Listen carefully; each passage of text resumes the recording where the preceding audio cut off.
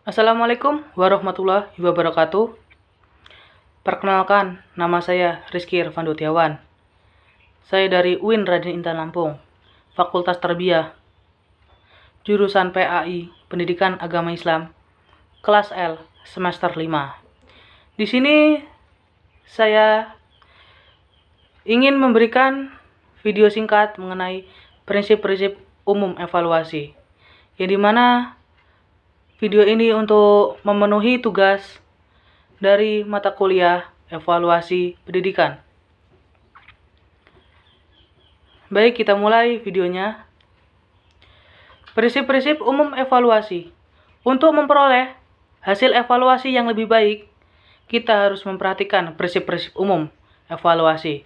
Yang pertama ada kontinuitas, yang kedua ada komprehensif, yang ketiga ada adil dan objektif, yang keempat ada kooperatif, yang kelima ada praktis. Kita mulai pembahasan dari pertama tentang kontinuitas. Evaluasi tidak boleh dilakukan secara insidental, karena pembelajaran itu sendiri adalah suatu proses yang harus kontinu. Oleh sebab itu, Anda harus melakukan evaluasi secara kontinu. Hasil evaluasi yang diperoleh pada suatu waktu harus senantiasa dihubungkan dengan hasil-hasil pada waktu sebelumnya, sehingga dapat diperoleh gambaran yang jelas. Yang kedua ada komprehensif. Dalam melakukan evaluasi terhadap suatu objek, kita harus mengambil seluruh objek itu sebagai bahan evaluasi.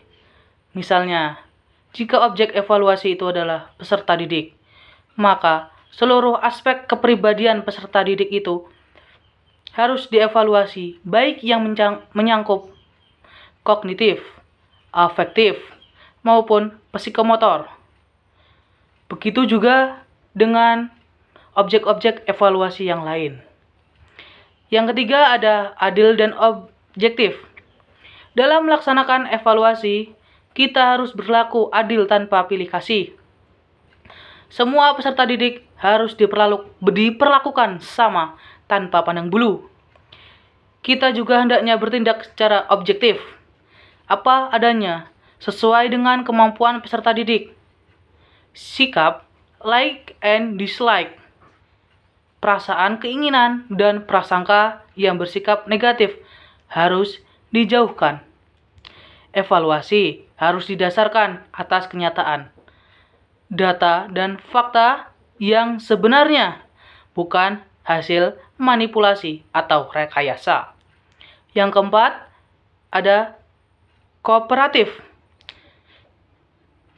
Dalam kegiatan evaluasi, kita hendaknya bekerja sama dengan semua pihak, seperti orang tua peserta didik, sesama guru, kepala sekolah, termasuk dengan peserta didik itu sendiri.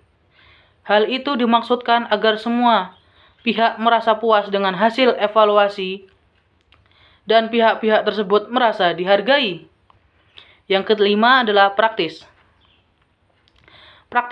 Praktis mengandung arti mudah digunakan, baik bagi Anda, kita sendiri yang menyusun alat evaluasi, maupun orang lain yang menggunakan alat tersebut. Untuk itu, kita harus memperhatikan bahasa dan petunjuk mengerjakan soal.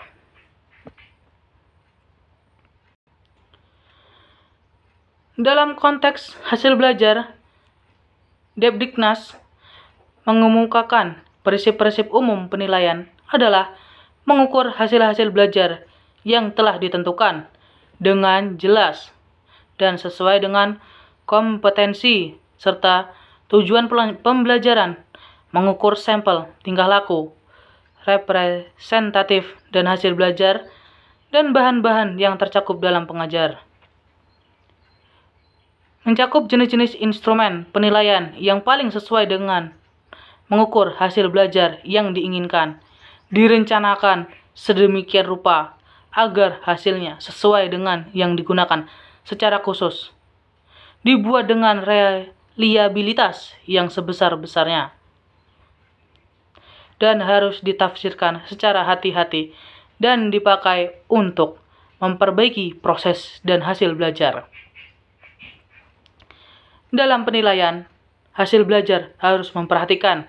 Yang pertama, ada penilaian hendaknya dirancang sedemikian rupa sehingga jelas abilitas yang harus dinilai, materi yang dinilai, alat penilaian, dan interpretasi hasil penilaian.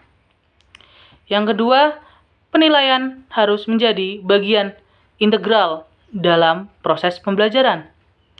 Yang ketiga, untuk memperoleh hasil yang objektif, penilaian harus menggunakan berbagai alat, instrumen, baik yang berbentuk tes maupun non-tes. Pemilihan alat penilaian harus sesuai dengan kompetensi yang ditetapkan. Alat penilaian harus mendorong kemampuan penalaran dan kreativitas peserta didik, seperti tes tertulis esai, tes kinerja, hasil karya peserta didik, proyek, dan portofolio. Yang kelima, objek penilaian harus mencakup aspek pengetahuan, keterampilan, sikap, dan nilai-nilai. Yang selanjutnya, penilaian harus mengacu kepada prinsip diferensiasi, yaitu memberikan peluang kepada peserta didik untuk menunjukkan apa yang diketahui, apa yang dipahami, dan apa yang dapat dilakukan. Yang selanjutnya adalah penilaian tentang bersifat diskriminatif. Penilaian tidak bersifat diskriminatif. Artinya, guru harus bersikap adil dan jujur kepada semua peserta didik, serta bertanggung jawab kepada semua pihak. Yang selanjutnya, penilaian harus diikuti dengan tindak lanjut.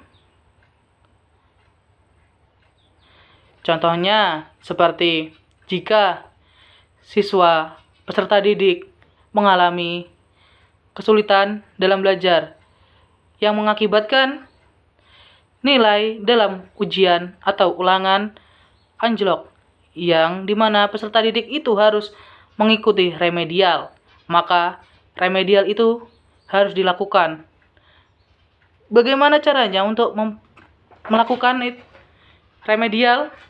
Yaitu guru memberikan kembali soal yang sebelumnya dikerjakan, dan siswa peserta didik harus mulai mengerjakannya dari awal. Nah, tujuan dari itu supaya nilai nanti remedial bisa menjadi lebih baik. Nah, selanjutnya tentang penilaian hasil belajar, yang terakhir adalah penilaian harus berorientasi kepada kecakapan hidup dan bersifat mendidik. Cukup sekian video saya mengenai penjelasan evaluasi prinsip-prinsip umum evaluasi. Saya mohon maaf jika ada kesalahan kata, dan kepada Tuhan saya mohon ampun. Cukup sekian yang dapat saya sampaikan. Saya akhiri. Wallahul muwaffiq ila aqwamit thoriq.